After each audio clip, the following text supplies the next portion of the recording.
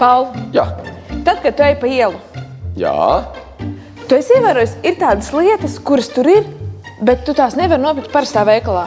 Uz ielas? Jā, nu piemēram, kas tāds Tu domā, žogi vai asfalts? Jā, kas vēl ir uz ielas, ko nevar nopirkt veikalā? Jā. Jā.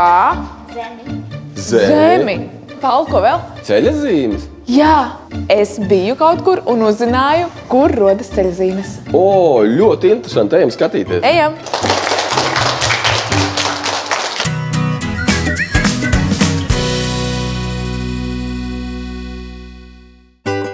Izrādās, ceļazīmes nemaz tā vienkārši veikalā nopirkt nevar.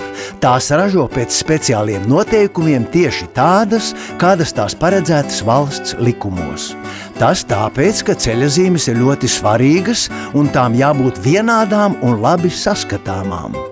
Kā mūsdienās ierasts, viss sākas datorā. Vīri kompjūterā uzprojektē nepieciešamo zīmi un izveidotais attēls pēc tam nonāk ražošanas cehā šādā gudrā mašīnā.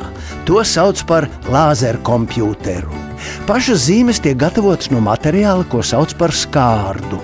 Tas ir tāds metāls, kas nebojājas ne ļoti karstā, ne augstā laikā. Lāzeris no šādas loksnes izgriež nepieciešamā izmēra un formas zīmi. Šo aparātu sauc par locītāju. Tas topošajām zīmēm noloka malas, lai tās nav asas.